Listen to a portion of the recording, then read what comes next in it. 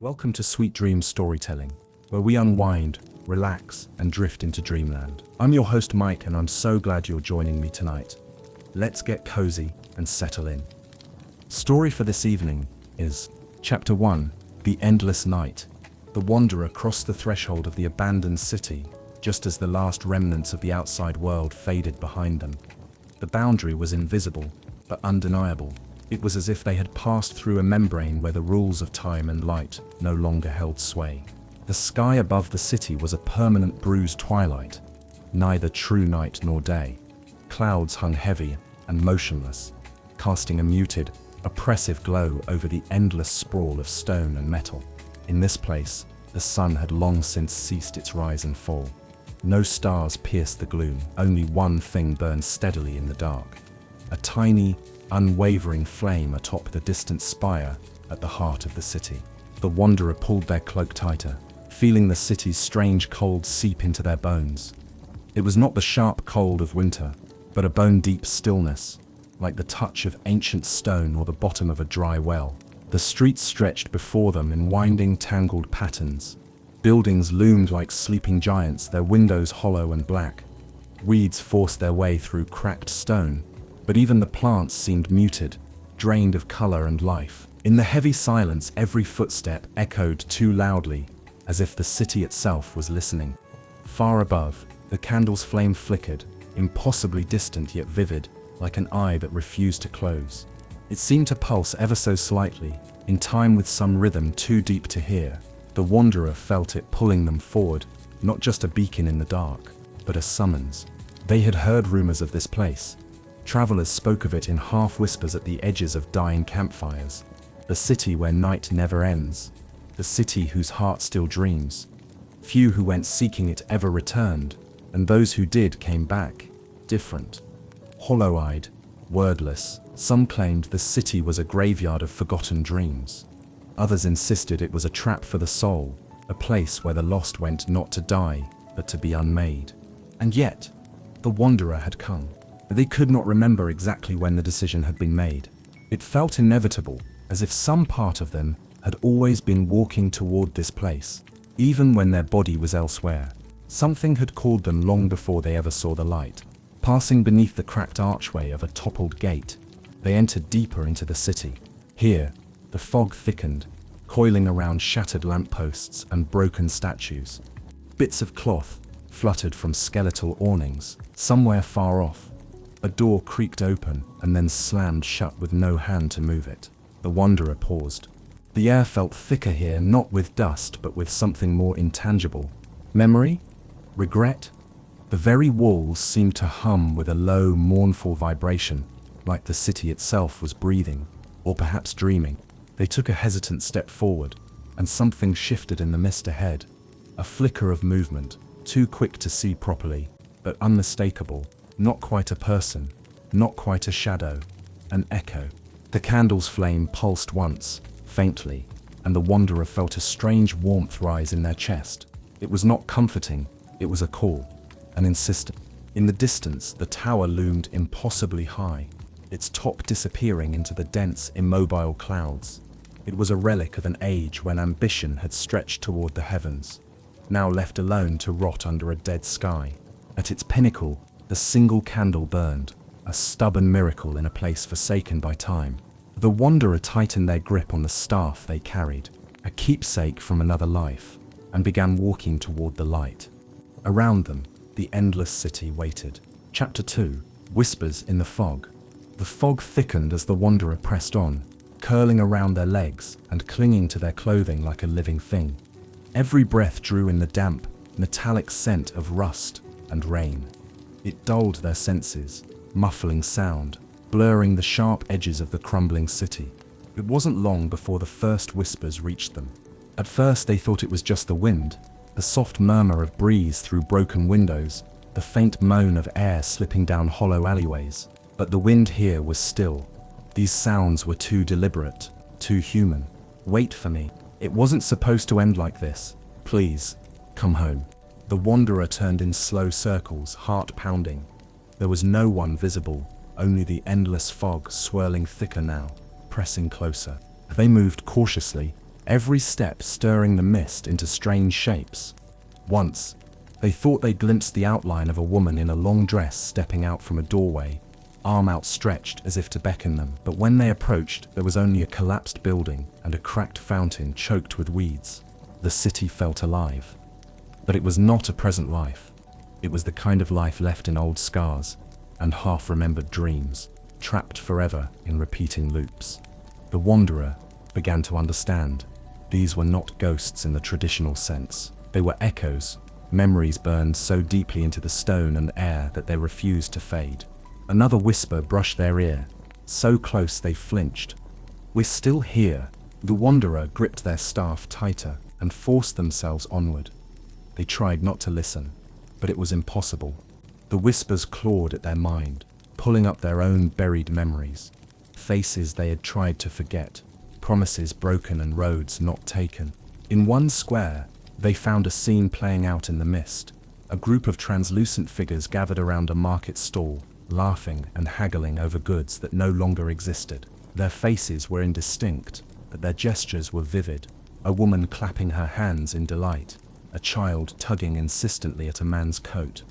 The figures moved without noticing the wanderer, locked in their endless silent transaction. The wanderer moved carefully around them, unwilling to disturb the fragile scene. But the figures flickered as they passed, and a few heads turned ever so slightly toward the living intruder, eyes wide, mouths slightly agape, as if on the edge of speech or scream. Shivering, the wanderer pushed deeper into the city. The further they walked, the clearer the whispers became. Some were filled with regret, others with anger, a few with unbearable sorrow. None seemed directed at the wanderer specifically, and yet every word seemed to weigh upon them personally, as if the city had plucked their own guilt from their chest and reflected it back in 100,000 murmurs. At an intersection of crooked streets, the wanderer found a stone statue, a tall, robed figure with a candle in one outstretched hand, its flame long since extinguished. A plaque at the base had been worn smooth, the name and purpose of the statue lost to time. But as they stood there, studying it, a soft voice rose above the others, clearer, stronger, almost recognizable. "You must remember." The wanderer staggered back. This voice wasn't part of the mindless echoes. It was different. It was aware. They scanned the empty streets, but saw only mist and ruin. Heart hammering, they realized something. They were not merely wandering through a city of memories. Something or someone still remained, watching, waiting, calling. Above, the distant candle flickered again, its light sharper than before, almost urgent. The wanderer set their jaw and kept moving, deeper into the heart of the endless city, with the whispers of the lost swirling ever tighter around them. Chapter 3: The Sound of Hollow Footsteps. The city's silence was not absolute. It breathed in peculiar ways. Soft moans from empty corridors, the faint clatter of unseen things shifting just out of sight. But it was the footsteps that unnerved the wanderer most. At first, they thought the echoes were their own. Their boots scuffed the cracked stone streets. Their staff tapped against the ground at uneven intervals. Yet as they paused, heart pounding, they heard it again, an extra footfall, a pace behind them. Soft, deliberate, imitating. They turned sharply, but the street behind was empty. Just mist rolling across deserted avenues and the half-toppled facades of old shops. Still, the sound persisted, faint but insistent, like the city itself had found a way to follow. The wanderer pressed on, their eyes darting between darkened windows and shadowed alleys. The sound of footsteps wove in and out of their own, a ghostly counterpoint that mocked their every move. Sometimes the phantom steps came closer, sometimes they faded, but they never entirely disappeared. In the shell of an ancient courtyard, surrounded by derelict apartments with broken balconies drooping like wilting flowers, they caught sight of movement. A boy, or something shaped like a boy, darted across the far side, vanishing behind a crumbling wall. No sooner had they registered the figure than a low giggle echoed through the heavy air, so sharp it might have been real. The wanderer approached the spot cautiously. Peeking behind the wall revealed only another alley, empty except for an abandoned tricycle. rusted and tangled in a mass of dead vines. Its wheels spun lazily, though there was no wind. The footsteps grew louder now, not one pair, several. An army of invisible pursuers pacing behind, beside, ahead, closing in. They broke into a jog, threading through narrow alleys and under collapsed archways. Doorways loomed like open mouths.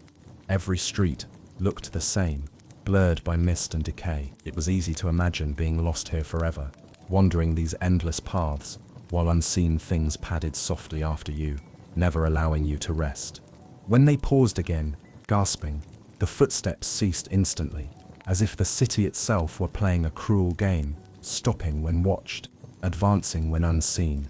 The wanderer forced themselves to focus, to think. Fear was thick in their veins, but it would serve no purpose. The echoes wanted something, they fed on something. Panic, perhaps. Regret. Drawing in a slow, shaky breath, the wanderer resumed their steady march toward the distant candle flame, now barely visible through the thickening fog. If the echoes followed, so be it. They would not be led astray. Not yet. They crossed a wide plaza filled with broken statues, their forms worn down into faceless shapes by time and sorrow. Here, the footsteps seemed to fade slightly, giving the wanderer a moment's uneasy peace.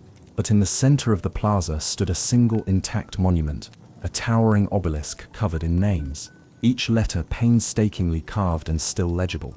The wanderer approached, and without thinking, reached out to brush the cold stone. Instantly, a flood of footsteps thundered around them. Hundreds, thousands, a sudden deafening surge of invisible crowds rushing past, surrounding, overwhelming. A cacophony of lost souls, all trapped in endless, restless march. The wanderer staggered back, tearing their hand from the stone. The noise ebbed. The fog closed back in. The wanderer whispered a wordless prayer, though to whom or what, they no longer knew, and set off again, following the faint flickering light far above. Behind them, the sound of hollow footsteps resumed. Always a little too close. Would you like me to continue with Chapter 4, The Broken Clock Tower, next? I can keep layering in more tension, more mystery. It's building really beautifully. Chapter 4, The Broken Clock Tower. The wanderer first saw the clock tower as a dark spine against the sickly light of the eternal sky.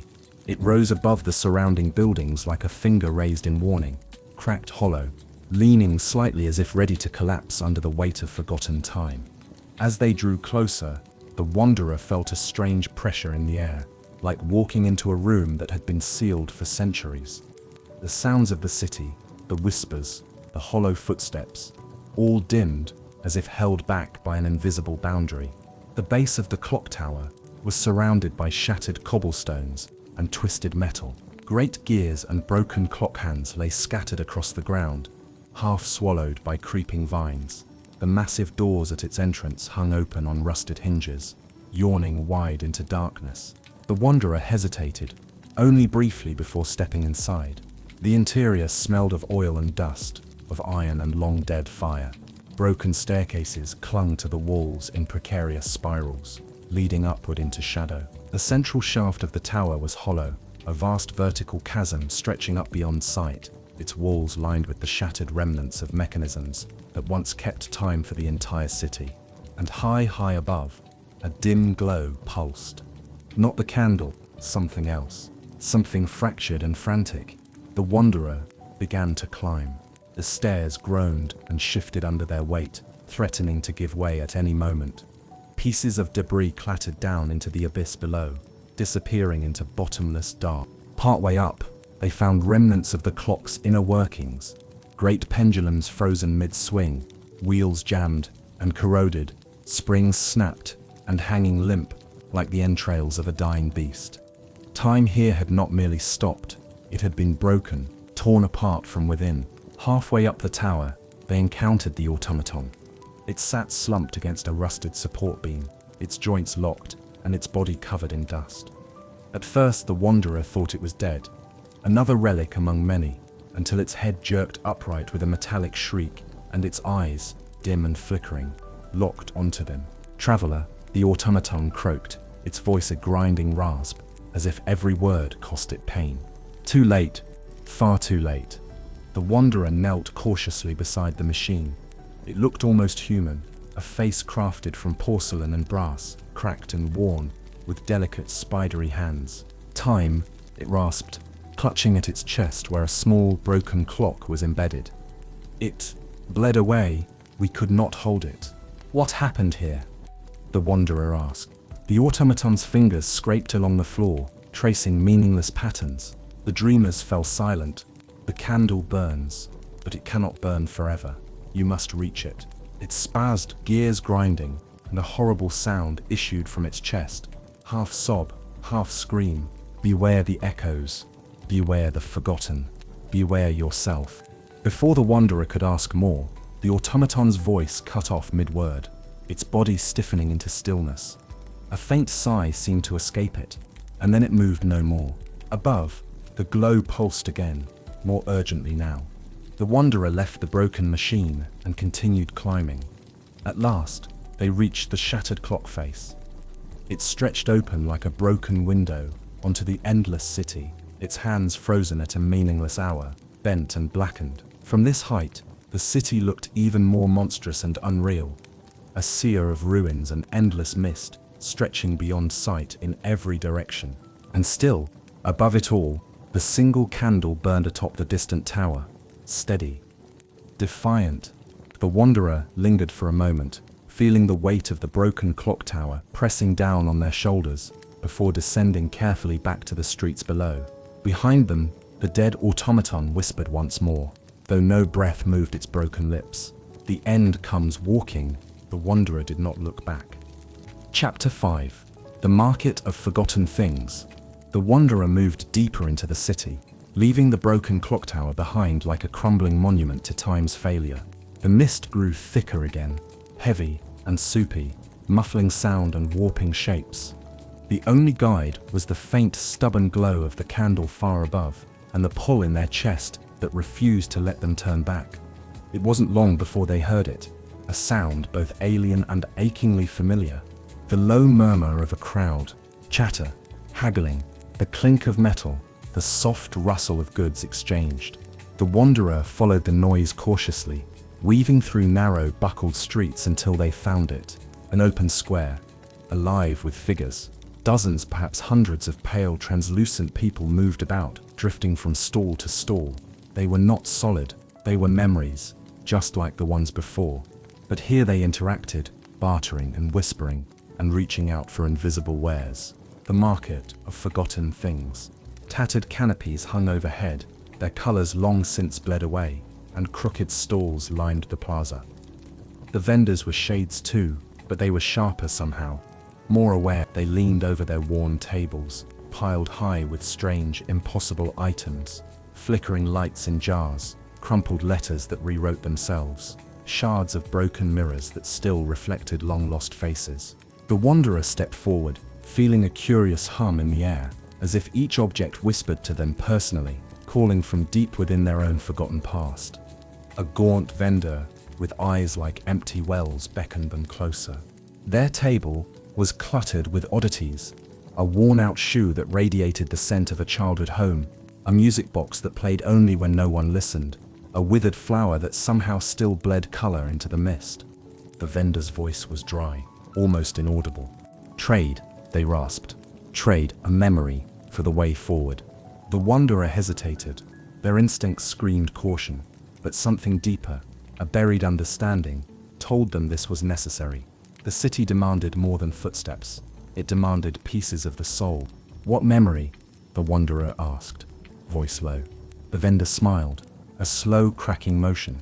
"Something precious, something heavy." They laid a skeletal hand atop a dusty map, a map showing the path to the tower. The route twisted and shifted even as they looked at it. But the candle's light at the summit burned steady, a fixed point amid chaos. The price was clear. The wanderer closed their eyes and reached inward, sifting through their memories like fragile relics. A summer afternoon spent lying in a meadow, sunlight warm on their skin. A loved one's laughter, sharp, joyous, echoing down long-forgotten halls. A promise once made under a star-filled sky. Their heart ached at the thought of losing any of them. But the candle called. The dream still burned. With a shaking hand, the wanderer offered up the memory of sunlight, the warm golden light of a perfect day, a day without sorrow, a day untouched by loss. The vendor reached out, and with a single touch, the memory was drawn away, pulled from the wanderer's mind like smoke. They staggered, cold washing through them. The world seemed dimmer now, and the idea of true sunlight felt abstract, almost imaginary. In exchange, the vendor pressed the shifting map into their hands. The parchment was cold, almost alive, and the path it revealed flickered like a heartbeat. "Beware," the vendor whispered, voice like rusted wind. "The more you give, the less you will remain." The wanderer tucked the map away and moved through the market. Around them, the echoes of lost merchants and desperate buyers continued their endless trades, haggling over pieces of themselves, endlessly bartering in a market that would never die, only change hands. As they left the square, the whisper of the crowd faded behind them, but the weight of the exchange lingered. The candles still burned high above, but now the road to it had a price. And this was only the beginning. Chapter 6: The Alley of Silent Songs. Leaving the market behind was like waking from a dream, or slipping into a deeper one. The voices of the traders faded into the mist, replaced by a silence so profound it seemed to press against the wanderer's ears. The map, still tucked against their chest, pulsed faintly with a rhythmic beat, leading them onward through streets that twisted and narrowed, until they became nothing more than a snarl of alleys. That's when the wanderer first heard it. Not sound exactly, but the ghost of it. A hum in the stone walls, a shiver in the air, music, but without notes, songs, but without voices. They stepped cautiously into the nearest alley. The walls rose high on either side, narrowing toward the sky, which remained the same dead, endless twilight. Shattered windows stared down like empty eyes.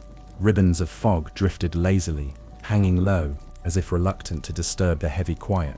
Then the walls began to sing. It was not a sound heard with the ears, but felt in the bones. A vibration, a resonance. Old lullabies, hymns sung around fires, love songs, laments, cradle songs forgotten by time. Each wall seemed to carry a different melody, layered one atop the other, weaving an invisible tapestry that wrapped around the wanderer.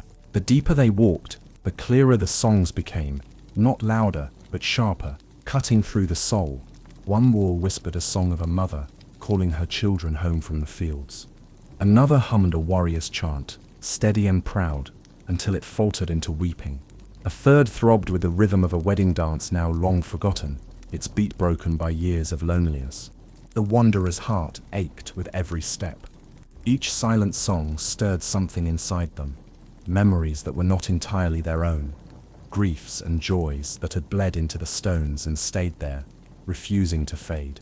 At a narrow corner, they came upon an alcove where the air shimmered strangely. Floating there, almost tangible, were shards of pure sound, glimmers of forgotten voices caught mid-note, suspended like crystal. When the wanderer brushed a shard with their fingers, a single clear voice rang out. "Wait for me, wait for me." The shard dissolved instantly into mist, and with it, a pang of unbearable yearning sliced through the wanderer's chest. They staggered back, gasping.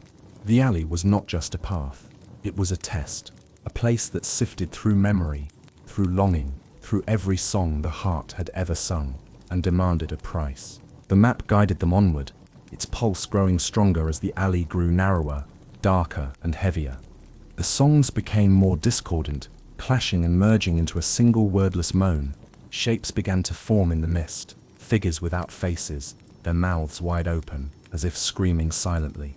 They lined the walls, the doorways, the windows, reaching out not with hands but with the sorrow of their music, begging the wanderer to stop, to listen, to join them. The wanderer pressed on, teeth clenched against the mounting despair. They could not afford to lose themselves here, not when they were so close to the tower, to the candle, to whatever answers lay waiting beyond. At the alley's end stood a narrow archway, barely wide enough to squeeze through. Beyond it, the mist glowed faintly, and the songs fell away into an eerie, expectant hush. The wanderer passed through. The songs clung to them for a moment longer, a soft, mournful caress, and then they were gone, leaving only silence and the cold weight of stolen memories in their wake. The candle's light, though still distant, seemed somehow closer now, brighter. The wanderer did not look back. Chapter 7. The Cathedral of Echoes. The mist parted like a curtain as the wanderer pressed forward, revealing the massive shape of a building looming in the twilight. It rose from the broken streets like the skeleton of some ancient beast, all spires and arches, its stone blackened with age. The great doors hung ajar, as if inviting or daring the wanderer to enter. Above the entrance, faint letters could still be seen, carved deep into the stone, Sanctum of Voices. The wanderer stepped through the threshold into the Cathedral of Echoes. Inside, the air was heavy, thick with the weight of countless words long since spoken and forgotten.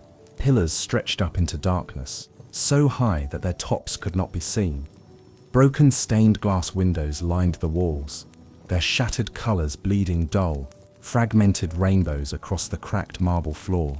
But it was the sound that struck the wanderer first. The cathedral was alive with echoes, not just the distant clatter of their footsteps, but countless whispers, murmurs, and songs, all blending together into a single endless resonance. It was not chaotic, it was harmonious, 1,000 voices woven together like threads of a tapestry. As they moved deeper into the nave, the wanderer realized the voices were not random. Each echo belonged to someone who had once knelt here, prayed here, dreamed here. Fragments of lost lives stitched into the very stones of the cathedral. A child's giggle rang out, high and sweet. A soldier's oath, sworn with trembling certainty. A lover's vow, fierce and soft in equal measure. The wanderer could almost see them, faint silhouettes kneeling between the ruined pews, wandering the aisles, faces raised toward a ceiling that had long since crumbled away. At the center of the cathedral stood a dais, and on it, a massive bell hung suspended between two blackened beams. The bell was cracked, its mouth split wide, but despite its ruin, it hummed softly with a deep, endless note. The source of the cathedral's strange music, the wanderer approached cautiously. As they neared the dais, the voices around them sharpened, and a choir of spectral figures materialized in the air. They were translucent, woven from mist and memory, and though their faces were blurred, their mouths moved in perfect unison, singing a song too ancient to understand. It wasn't in any known tongue. It was a song of mourning and of hope, of endings and beginnings woven together so tightly that one could not be told apart from the other. The bell pulsed in time with the music, its cracked body glowing faintly. The wanderer realized then what this place had been. It had been the heart of the city's hope, the place where the citizens gathered not merely to worship, but to remember, to bind their dreams together against the encroaching dark. And it had failed. The voices sang still, but they were only echoes now, trapped in a loop, unable to move forward, unable to let go. A memory of hope, kept alive long after hope itself had died. One of the figures, a priest or priestess, robes torn and drifting like smoke, turned toward the wanderer. Their face was a blur of sadness and light. They raised a hand, pointing toward the shattered bell. The wanderer understood. There was something they had to do, something to set these echoes free. At the base of the bell sat a mallet, wrapped in rotting leather. The wanderer reached for it, fingers trembling. The moment they touched it, the choir's song swelled, the cathedral filling with light and sound, a final crescendo of all the dreams that had once lived here. Raising the mallet, the wanderer struck the bell. The sound that followed was not a note, but a breaking. A deep, shuddering boom that echoed through the very bones of the city. The cracked bell split wider, and the spectral choir dissolved into streams of golden mist, rising upward, free at last. The cathedral began to tremble. Dust fell from the invisible heights, and the walls groaned like tired giants. The wanderer fled back toward the entrance as the structure began to collapse behind them. Stone falling into ruin, voice by voice, memory by memory. Outside, the mist seemed thinner. The candles' glow in the distance burned a little steadier, and in their heart, the wanderer carried the final echoes of the cathedral's song, a burden and a blessing. The way forward lay open. Chapter 8. The First Guardian. The road beyond the fallen cathedral wound into darker places. Gone were the broken houses and empty plazas. Here, the buildings leaned closer, hunched like silent witnesses. and the mist thickened once more, curling in heavy sheets along the ground. The wanderer moved carefully, heart still pounding from the collapse of the cathedral of echoes. Each step seemed louder now, each breath sharper against the dead stillness of the city. The candle's light above had grown no closer, but its glow felt heavier, almost pulling at their bones. The city was changing, or perhaps the wanderer was. Ahead, the mist cleared around a wide circular plaza, where the stone was smoother, unmarred by the decay that had consumed the rest of the city. At its center stood a bridge, ancient, elegant, its arches stretched over a chasm so deep that no bottom could be seen, only a swirl of impenetrable darkness below. And standing before the bridge was a figure, the first guardian. At first glance, the guardian looked human, clad in flowing grey robes. They held a staff, fashioned from twisted iron, its top shaped into a spiral. A hood covered their face, casting it in deep shadow. They were perfectly still, like a statue, and yet the air around them trembled with restrained energy. As the wanderer approached, the figure stirred. Their staff struck the stone once, a resonant boom that seemed to vibrate through the wanderer's ribs. "You seek the candle," the guardian said. Their voice was neither male nor female, it was both, and neither, an echo layered upon itself. "You carry burdens unseen, regrets unspoken. To cross, you must confront them." The wanderer hesitated. Their palms were damp, their heart hammering painfully. The guardian stepped aside, revealing what lay behind them. A mirror, framed by wrought iron and black stone. It floated in the air above the chasm, tilted toward the wanderer like an accusing eye. The wanderer saw themselves reflected there, but not as they were, not as they had become. They saw themselves burdened by every decision they had failed to make, every road not taken, every kindness withheld, every cruel word spoken in moments of anger. The mirror did not simply reflect, it revealed the weight of a lifetime they had tried to forget. "You must offer one regret," the guardian said, voice soft but unyielding. "Name it, surrender it. Only then may you pass." The wanderer stepped forward, heart breaking open under the weight of what they saw.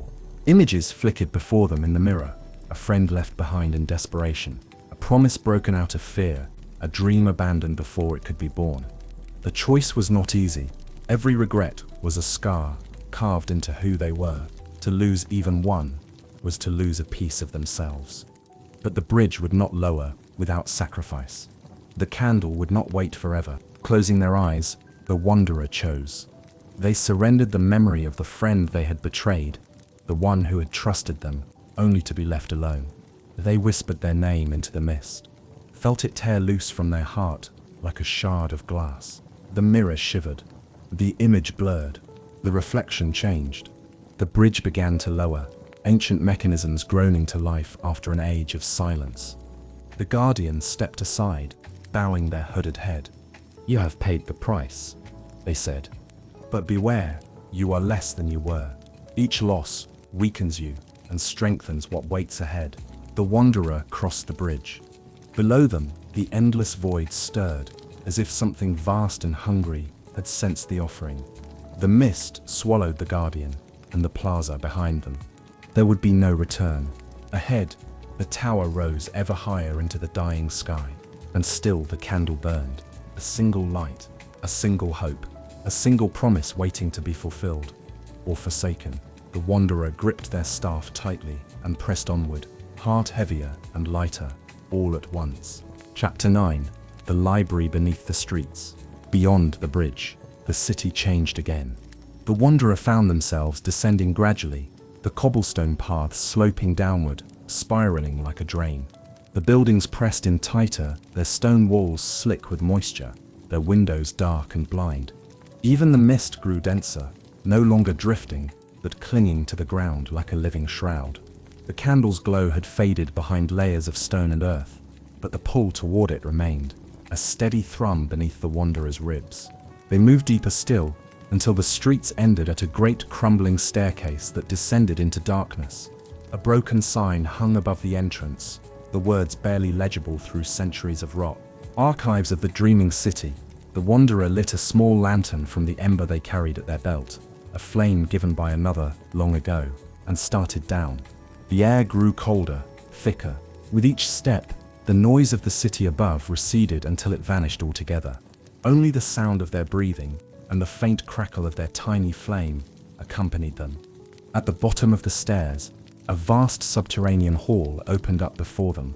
The library beneath the streets, it stretched farther than the eye could see, an ocean of shelves spiraling upward into unseen heights and plunging into unseen depths. The shelves were packed not with books alone, but with objects. Bottled dreams that pulsed faintly, scrolls tied with ribbons of spider silk, photographs that shifted each time they were glanced at, relics of memory and imagination, catalogued and abandoned. The wanderer stepped carefully among the rows, feeling the charged air hum against their skin. Each item they passed whispered softly, a siren song of forgotten possibilities. Remember me, take me back, rewrite what was lost. At a table near the entrance, an ancient custodian stirred. Not a person exactly, a figure woven of tattered parchment and trailing ink, their eyes hollow wells that dripped endless lines of unreadable script. They sat hunched over a giant ledger, their quill scratching faintly across yellowed pages. The custodian looked up as the wanderer approached, the movement stirring a gust of dry, papery wind. "You seek the candle," the custodian rasped, voice like pages turning in a dead wind. "All who seek must first understand." The custodian gestured with their ink-stained hand, and a book floated from a nearby shelf, spinning lazily in the air before opening itself. The wanderer stepped closer. The pages revealed the history of the endless city, once vibrant, once alive with dreamers who wove their hopes into the fabric of the streets, the stones, the very air. But when despair crept in, when dreams soured and hopes were abandoned, the city's light faltered. The citizens turned inward. The candle was lit as a final act, a binding of the last dream, a beacon to hold the city's memory against the dark.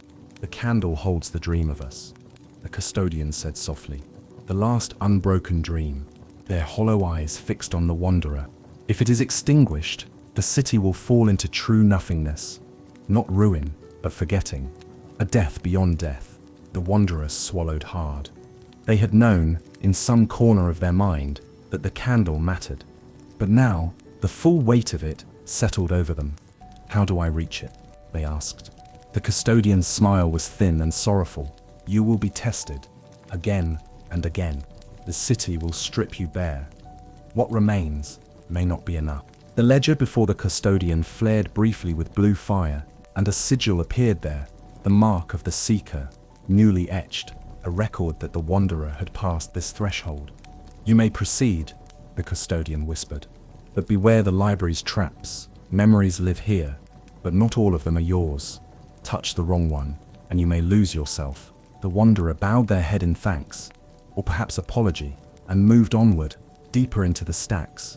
They passed ancient scrolls that tried to tangle around their ankles, books that opened themselves to whisper false promises, mirrors that reflected not their face, but their fears. The map pulsed at their side, guiding them carefully through the labyrinth. At last, a set of narrow stairs wound upward at the far end of the hall, carved into the very bones of the earth. The wanderer climbed, feeling the library's pull weaken as they rose, though not without cost, a tightness in their chest, as if part of them had been left behind, stitched into the dreaming shelves forever. They emerged into a new quarter of the city, the mist cooler, the candlelight barely visible through the twisting lanes. The journey continued, but the weight of what they now knew, of what was truly at stake, made every step heavier. Above, the candle burned on, a single fragile flame holding an entire city's soul, and it waited for them still. Chapter 10. The Room of Shattered Stars. The streets beyond the library grew narrower, stranger. Structures leaned and folded inward, twisted by forces the wanderer could not name. Windows bled faint light, doors swung open to reveal endless corridors stretching into blackness. The city's sorrow was thick here, clinging to the broken stone like mold. The candle's glow was distant but unwavering. Closer now, closer than it had ever been. The wanderer followed the pulse of the map, feeling it throb against their chest like a second heart. It led them to a heavy iron gate, twisted and rusted, but still standing. Beyond it lay a courtyard, swallowed in fog, and at its far edge, a low, unassuming building that looked like it had been built not to be seen. Above its arched door, a single word had been carved. Observatory. The wanderer pushed open the door. The air inside was unnaturally still. No dust, no scent of rot, only silence, stretched so thin it seemed about to tear. They stepped into a vast circular chamber. The roof had long since collapsed, revealing the unmoving twilight sky above, but what should have been a view of dead clouds was instead a dizzying, endless expanse of fractured stars. The stars here were broken, split into jagged shards of light that floated mid-air, spinning slowly, casting thin beams of color across the stone floor. Each shard held images inside it, fragments of scenes, like reflections caught in shattered mirrors. The wanderer moved cautiously among the floating stars. Each shard they passed revealed glimpses of the city's final days. Children with hollow eyes watching from rooftops as the sun failed to rise. Council halls filled with desperate figures, arguing until their voices turned to dust. Streets emptying in an endless exodus, leaving only silence and the memory of footfalls. The wanderer paused before one particularly large shard, its surface swirling with restless motion. As they leaned closer, they were pulled in, not bodily, but with the mind falling into the vision. They stood now at the top of the tower where the candle now burned. In the vision, hundreds of citizens gathered at its base, faces turned up in hope and terror. The last dreamers stood at the summit, weaving the city's final dream into the wick of a single candle, lighting it with a fire drawn from their very souls. A binding, a prayer, but it had come too late. The rot had already set in. Despair gnawed at the dream's edges, even as it was born. The vision cracked and bled away, and the wanderer staggered back, gasping. Around them, the room of shattered stars continued to sing its silent song, a song of loss and broken wishes, a song of everything that could not be saved. The wanderer realized, with a terrible clarity, that the candle was not just hope, it was a wound that refused to heal, holding the city's soul in eternal stasis. Saving it, perhaps, but also trapping it. They wandered deeper into the room. One shard caught their eye, different from the others. It was dimmer, pulsing faintly, as if barely clinging to existence. Within it, the wanderer saw something unexpected, themselves. Not as they were now, but as they might have been, standing outside the city, turning away from the journey, living a different life. A life of forgetfulness. A life without this burden. For a long moment, they stood there, trembling. The shards seemed to offer them a choice. Abandon this path, return to the world beyond, and leave the city to its endless night. No one would know. No one would blame them. But the candle still burned. And it called to them. It had always called to them. The wanderer turned away from the shard. They stepped carefully through the broken stars, making for the far side of the observatory, where a narrow spiral staircase half collapsed led upward.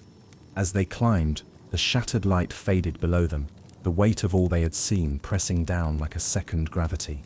They emerged into another tier of the ruined city, closer now, itchingly close, to the tower's base.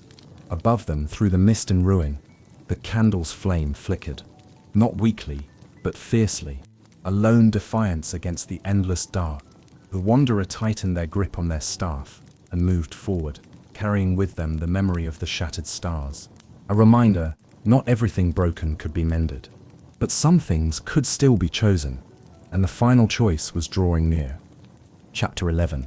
The Second Guardian. The city near the tower's base was different from anything the wanderer had yet seen. It was less a city now and more a labyrinth. Streets looping back on themselves, alleyways leading nowhere, entire buildings folded impossibly inward like broken origami. The air was thinner here. Every breath felt like pulling memories instead of air. The mist clung so thickly that even the candle's light above flickered uncertainly, as if doubting its own existence. The wanderer pressed forward, the map's pulse weakening but still faintly guiding. Each step felt heavier, as if the stones themselves resisted their passage. They were close now, close enough that the city itself seemed to sense it, growing restless, curling tighter around its lone intruder. They crossed a courtyard where statues lined the edges, not of heroes or kings, but of ordinary people. Mothers, laborers, children. Each statue's face was cracked or half erased, as if the city no longer remembered who they had been.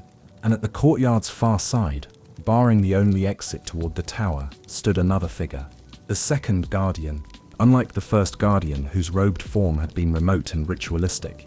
This one was familiar, too familiar. The wanderer froze. It was themselves, standing in the mist, was a perfect mirror of the wanderer. Same tattered cloak, same worn boots, same staff held tightly in one hand. But the double's posture was different. Proud where the wanderer was weary, cold where the wanderer still clung to flickering warmth. Its eyes gleamed with something sharp and bitter. "You should not be here," the double said, its voice the wanderer's own, but edged with contempt. "You were meant to turn back, to forget." The wanderer said nothing, stepping cautiously closer. The second guardian moved to block the way, staff raised defensively. "You carry too much," it hissed. "Regret, hope, doubt. They will crush you before you ever reach the flame. You cannot bear it." The wanderer stared into their own face and felt a deep, shuddering fear. Not of the guardian, of the truth it spoke. In the long journey through the city, they had given up pieces of themselves, memories, hopes, dreams. What remained was stronger, but also hollower, lighter, but lonelier. The second guardian advanced a step. "Give up the candle," it demanded. "Forget this madness. Lose yourself in the mist, where pain cannot reach you. Stay here, where it is safe." The wanderer gripped their staff tighter. They thought of the market, of the cathedral, of the library, and the shattered stars. They thought of the dream locked inside the flame, the last heartbeat of a city that had once dared to believe. And they knew they could not turn back. The second guardian lunged. The clash was sudden, brutal. Staff against staff, echo against reality. The wanderer fought with desperation, and the double fought with ruthless precision, as if knowing every weakness, every hesitation. Because it did. Every blow, every parry was a battle between the wanderer's doubt and determination. "You are weak," the double snarled, striking hard. "You are broken." Another blow. "You are already lost." The wanderer stumbled, but in that moment of despair, they found something deeper than strength. Choice. They chose to rise, to fight, not because they were whole, but because they still wanted to be. With a cry, the wanderer drove their staff forward, knocking the double back. The second guardian staggered, cracks spiderwebbing across its mirrored form. The wanderer spoke, voice ragged but certain. "I may be broken, but I am still moving." The double gazed at them for a long moment, and then smiled. Not with bitterness, but something almost like pride. It lowered its weapon. "You are ready," it whispered, voice fading. And then, like mist burned away by morning light, the second guardian dissolved into nothingness. The way forward was open. The wanderer dropped to one knee, gasping. The victory as heavy as any defeat, but the candle still burned, steady as ever, pulling them onward. They rose slowly, gathering what strength remained, and stepped forward into the final stretch of the endless city. Ahead loomed the tower of the last candle, and the final dream waited. Chapter 12. The Spiral Ascent. The tower of the last candle loomed ahead, immense, ancient, scarred by time and sorrow. Its stones were the color of old ash, and vines clung to its sides like veins across a dying body. The top disappeared into the mist, but the wanderer could feel the candle burning above, its light a thin thread connecting earth to sky. The great doors at the tower's base were slightly ajar, groaning on iron hinges as the wanderer pushed them open. Inside, a wide, circular chamber stretched upward, a single stone staircase spiraling along the walls in a dizzying ascent toward the unseen summit. The center of the tower was hollow, a massive shaft reaching endlessly up, filled with mist and broken echoes. There were no lights inside, only the faint glow of the candle far above, like a star glimpsed through a crumbling tunnel. The wanderer hesitated briefly, gathering their resolve, then placed one foot on the first step. The ascent began. The first part of the climb was uneventful, each step creaking under their weight, but holding firm. The silence pressed close. The mist inside the tower was thicker, swirling lazily, whispering along the stone in voices too faint to understand. Their staff tapped a steady rhythm against the ground, a heartbeat against the stillness.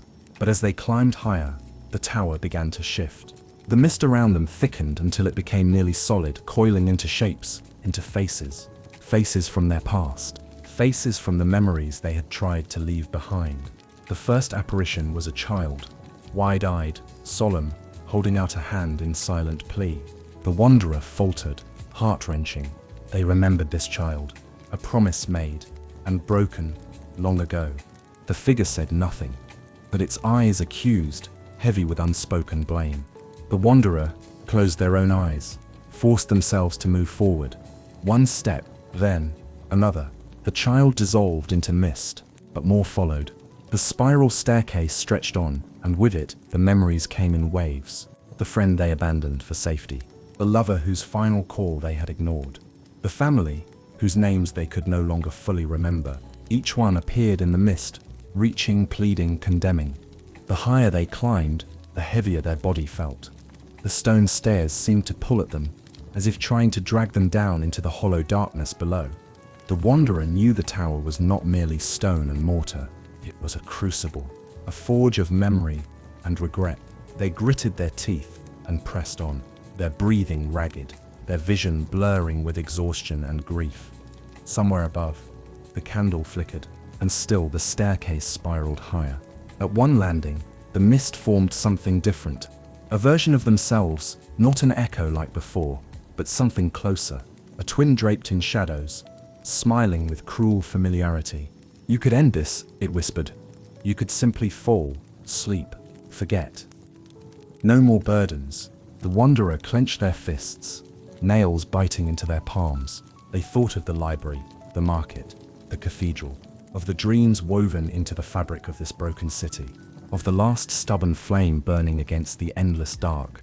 They stepped forward, passing through the shadow self, feeling its cold despair try to cling to them like chains. But they shook it off, one step, another, another. They climbed, higher, weaker, stronger, until at last, after what felt like an eternity of stone, mist, and memory, they reached a narrow platform. Above them, a final door stood, simple, unadorned, waiting. Through the thin cracks, golden light spilled out, warm, inviting, pure. The wanderer stood there for a long moment, trembling, breathing hard. Behind them, the tower stretched downward into infinite night. Before them, the last dream. They reached out, fingers brushing the door. It swung inward soundlessly. Beyond, the candle burned, and someone was waiting beside it. Someone who had been waiting a very, very long time. The wanderer stepped forward, and the door closed behind them. Chapter 13. The storm of lost dreams. The chamber beyond the final door was nothing like the rest of the tower. Here the air shimmered, thick with unseen energy. The walls, once solid stone, dissolved into mist and starlight, swirling in endless patterns. The floor was smooth, reflective, like a pool of dark water frozen in place, and overhead, the ceiling had disappeared entirely, replaced by a swirling, endless sky of fractured dreams. At the very center of the vast, shifting space stood the candle. It was small, smaller than the wanderer had imagined after so long a journey, sitting atop a simple iron stand. Its flame burned with a steady, unwavering golden light, casting long, impossible shadows across the dream-warped hall. The sight of it struck the wanderer with unexpected force. Awe, grief, hope, and terror, all twisted into a single sharp breath. But they were not alone. Standing beside the candle was a figure, clad in robes of soft white and deep ash, their face hidden by a hood. They seemed almost woven from light and mist themselves, fragile, and yet immovable. The last dreamer, the wanderer, took a step forward, and the chamber trembled. From the swirling mist above and below, shapes began to form. They came not as enemies, nor as allies, but as a storm, a chaos of lost dreams, broken hopes, abandoned futures. They howled silently through the vast chamber, half-formed figures grasping at the air, fragments of impossible cities never built, visions of lives that might have been but never were. The storm of lost dreams. The wanderer shielded their eyes as the first wave hit. a blast of images and voices and colors that tore at their senses. "You are not welcome here," the storm whispered in 1,000 voices. "You are not strong enough to carry us. You will forget, you will fall, you will become nothing." Memories that weren't theirs filled their mind. A ship sailing toward a vanished shore, a song never sung, a child never born, a kingdom lost before it was ruled. Each vision struck like a hammer against their soul, trying to drown the wanderer in sorrow and regret. The wanderer fell to their knees, gasping. Their staff slipped from numb fingers and clattered onto the mirror-like floor. The candle's light flickered, buffeted by the rising storm. And the last dreamer spoke, their voice like wind over water. "To claim the final dream, you must survive the storm. You must carry not only your hopes, but the hopes of all those who came before, those who forgot, those who failed, those who fell. You must remember when no memory is easy to hold." The storm thickened. The wanderer clenched their fists against the floor, teeth gritted against the flood of sorrow. The weight was too much. It would be so easy to lie down, to surrender, to let the dreams tear them apart and scatter their pieces into the mist forever. But deep inside, under layers of loss and exhaustion, something stirred. Not strength, not rage, purpose. The memory of why they had come. The promise of the light that had called them across the ruins. The stubborn, flickering flame that even despair could not extinguish. They forced themselves upright, step by step. The storm clawed at them, tearing at flesh and mind alike. But the wanderer walked forward. One step, another. Visions screamed in their ears. Accusations, regrets, failure. But they pressed on. They moved not with certainty, but with choice. The same choice they had made again and again. To continue, to endure, to believe, even if the belief cost everything. As they neared the candle, the storm reached its peak. It howled and roared, trying to rip them apart entirely.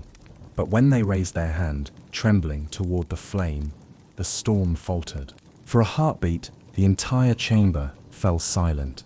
The shattered dreams hung frozen in the air. Watch the candle burn, and the wanderer, despite all the pain, was still standing. The last dreamer nodded, a slow, grave gesture. "You have endured," they said. "But endurance is not enough. The final choice awaits." The mist peeled back from around the candle, revealing two paths, two futures, unfurling like scrolls beneath its light. One of rebirth, one of final silence. The wanderer reached out, and the flame leapt to meet them. The final trial had begun. Chapter 14. The meeting with the last dreamer. The storm faded into silence, as if the entire world had drawn a long, trembling breath and was now holding it, waiting. The chamber settled. The swirling mist coiled back into the shadows. Above, the sky of broken dreams stilled, and the stars seemed to blink open, fractured and trembling, but somehow still there. The wanderer stood before the last dreamer. For the first time, they saw the figure clearly. Beneath the flowing robes was no grand sorcerer, no mighty guardian. The last dreamer was slight, almost fragile. Their face, when the hood fell away, was neither young nor old, beautiful nor terrible. It was simply human, worn thin by time, luminous with sorrow, yet carrying a steady, stubborn light behind the eyes. The last dreamer smiled, a small, weary smile, and their voice was softer now, almost tender. "You came," they said.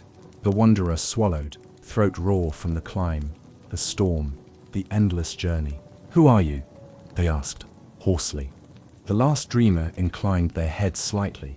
"Once, I was one among many, a citizen of this city, a weaver of dreams. When the final darkness fell and hope crumbled to dust, I remained. I chose to guard what was left." They turned slightly, gesturing to the candle burning between them. The last dream of the endless city, bound into flame. A dream of renewal, of remembering, of a dawn that never came. The wanderer stepped closer, feeling the candle's heat, not harsh, but steady and alive. A heartbeat in a world gone cold. "And now?" the wanderer asked. The last dreamer's smile faded. "Now the dream wanes, the flame weakened. Soon, the choice must be made." They paused, and when they spoke again, Their voice carried an immense gravity, the weight of centuries. You have come farther than any before you. You have given pieces of yourself. You have endured the memories and the forgetting. You have walked the spiral of sorrow and climbed through the broken stars. They met the wanderer's gaze, unwavering. But endurance is not enough. This is not a journey of survival. It is a journey of decision. The last dreamer raised a hand, and the chamber shifted around them. Two visions unfolded, as if pulled from the very air. In one, the city bloomed anew. The mist lifted. The sun rose. Children laughed in sunlit streets. The candle's dream, fully realized. In the other, the city fell into true silence. The mist deepened. The stones crumbled to dust. The memories faded until not even echoes remained. An ending, a peace beyond sorrow. The wanderer stood at the crossroads between the two. You may take the flame into yourself, said the last dreamer. Kindle it anew. Carry the city's dream forward. Rebuild, reimagine, remember. Their voice dropped to a whisper, or you may extinguish it. Let the city finally rest. Let the forgotten be forgotten. The choice seemed impossibly large. The weight of it pressed down on the wanderer's chest, until they thought they might collapse. Will you chain yourself to the hope of the past? The last dreamer asked softly. Or will you grant it the mercy of an ending? The wanderer closed their eyes. They thought of everything they had seen. The market of forgotten things. The alley of silent songs. The cathedral of echoes. The broken clock tower. The library of lost wishes. The endless faces reaching through the mist. All of it, singing one desperate question. Remember us, or let us go? The candle flickered in the stillness. The last dreamer stepped back, silent now, waiting. The choice belonged to the wanderer alone. Chapter 15. The Choice. The wanderer stood motionless before the flame. Everything they had endured, every memory surrendered, every regret faced, all of it had led to this singular moment. The candle's golden light bathed the space in a soft, trembling glow. It was beautiful, fragile, alive. And it was dying. The last dreamer said nothing now. They simply stood nearby, watching with an expression that was part hope, part resignation, as if they already knew the weight of the decision the wanderer must bear.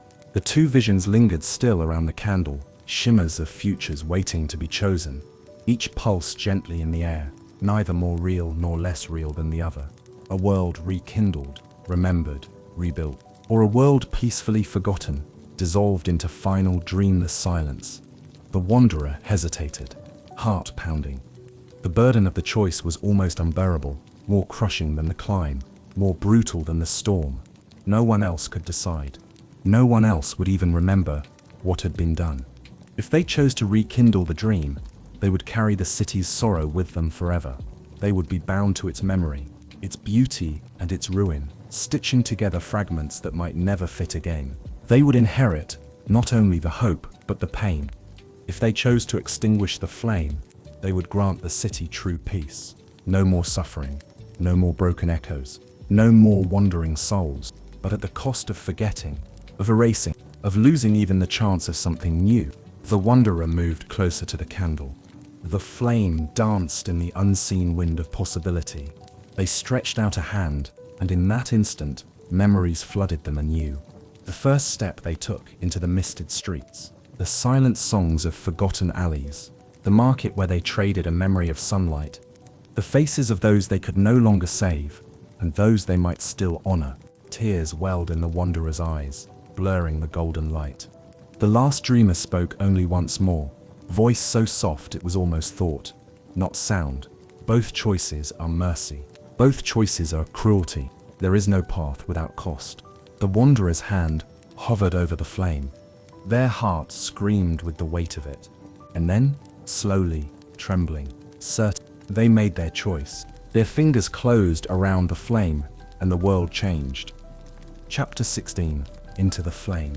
The moment the wanderer's hand touched the flame, the world shattered. Not into ruin, but into light, into memory, into pure, unfiltered being. The ground beneath them vanished. The broken tower, the mist, the sorrowful city, all fell away, peeling back like old skin.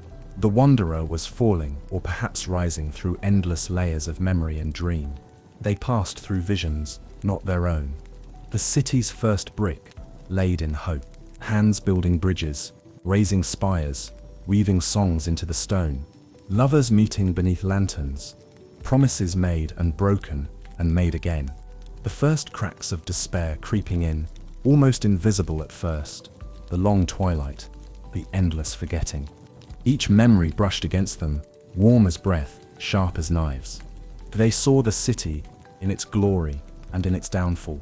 They saw it live, and they saw it die. And all the while, the flame burned within their grasp, a golden thread binding them to every life, every dream, every failure and triumph the city had ever known. They were no longer only themselves. They were the dreamer and the dreamed, the builder and the destroyer, the memory and the forgetting. The wanderer drifted deeper. At the heart of the light, two doors awaited them, insubstantial, woven from mist and fire. One pulsed with the golden light of rebirth. A door leading to a new city, a new dawn, a world rebuilt atop the ashes. A world that would never forget where it came from. The other pulsed with the soft grey of silence. A door that led to rest, to peace, to the city dissolving into quiet oblivion. Pain and joy alike, released into the dark, leaving behind only silence and sky. The wanderer hesitated, but the choice had already been made. The flame responded to the wanderer's heart, not their mind. If they had chosen life, the golden door began to widen, and the light flared, gentle and fierce, carrying the dream forward into renewal. If they had chosen silence, the grey door sighed open, and the light dimmed peacefully, folding the city into eternal, merciful sleep. The wanderer passed through the door.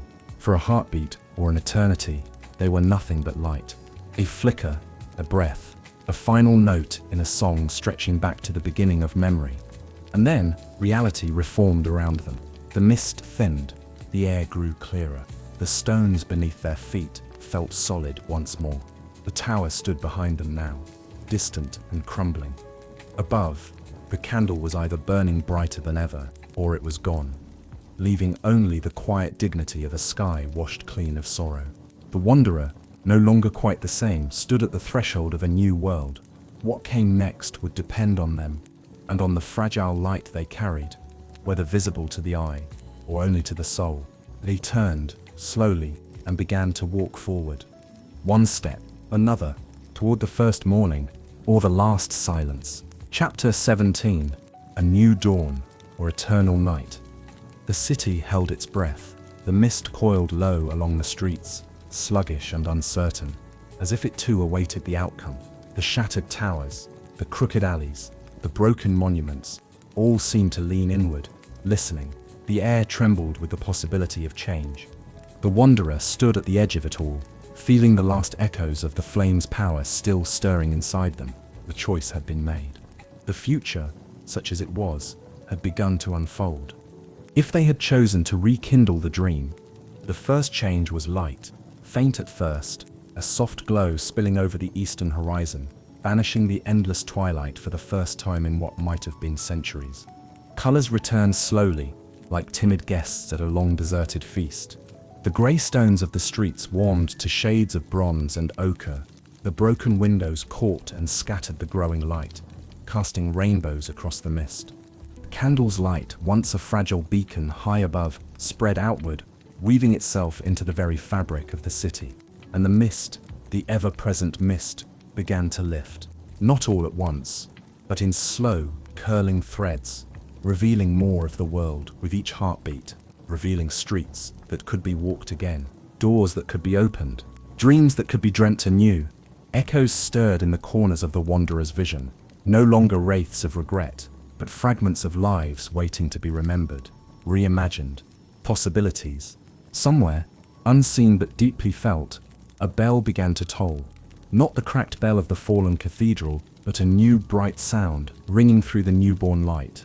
The city was awakening, and the wanderer, keeper of the last dream, would walk its streets not as a mourner, but as a builder. The first morning rose over the endless city, and with it, hope.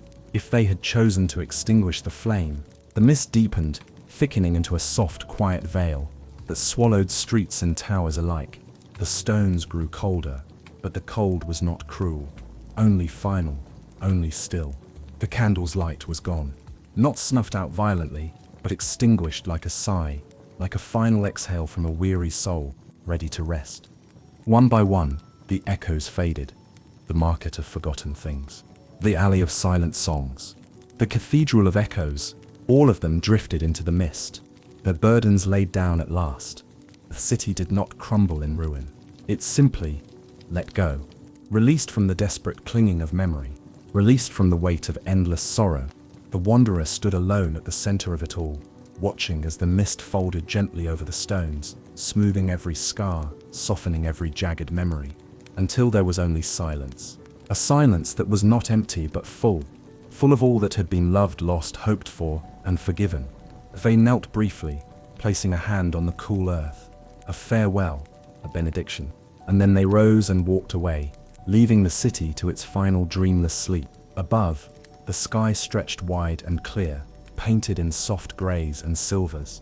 No candle burned there now. But perhaps that too was a kind of light. The last silence fell, and it was beautiful. Whichever path was taken, the story had reached its threshold. Not an ending, but a new shape for what remained. The wanderer, dreamkeeper, or mourner walked onward into a world forever changed. Chapter 18. The First Morning. The city lay behind the wanderer, shrouded in mist or bathed in light, depending on the choice that had been made. But ahead there was only the open road, stretching wide into a future unknown. The wanderer paused at the edge of the old streets, looking back one last time. The tower of the last candle, once an unshakable beacon, was now either a crumbling relic silhouetted against the rising sun, or a forgotten ruin, swallowed by soft, endless mist. No path led back, only forward. The city had been a place of sorrow and hope, of endless twilight and stubborn dreams. It had asked much. It had given little. It had tested, stripped, and remade those who dared walk its broken streets. The wanderer, once merely a seeker, now carried the mark of something greater, not just survival, but understanding.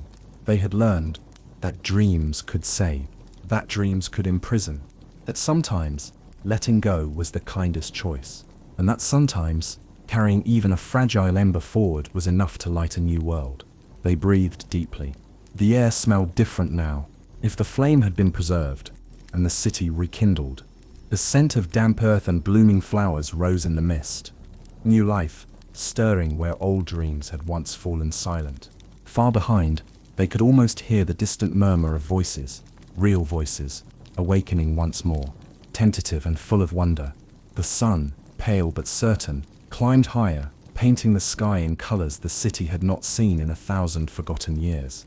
The first morning, not perfect, not easy, but alive. The wanderer smiled, a small, weary smile full of a new kind of hope, and stepped onto the road ahead. They would not be the last dreamer, not anymore. If the flame had been extinguished, and the city laid to rest, the air was cool and still, tasting faintly of rain and stone. No sounds came from behind, only the soft hush of mist settling into eternal slumber. The city's story had ended, but there was no grief in it now, only peace. The wanderer looked up at the sky, vast, silver, clean, not empty, but open. The last silence, an ending, a beginning, two sides of the same coin. They bowed their head once, in gratitude, in mourning, in farewell, and turned their back on the city that had given them so much, and asked even more. The road awaited, and beyond the horizon, other dreams, or no dreams at all, waited to be found. The wanderer walked forward, leaving no footprints in the mist. Thanks for spending this quiet time with me here at Sweet Dreams Storytelling. I hope you're feeling relaxed, peaceful, and ready for a restful sleep. As we say goodnight, let the calm background music guide you gently into dreamland. Sweet dreams before you go. Don't forget to like the video and subscribe, and until next time, rest well.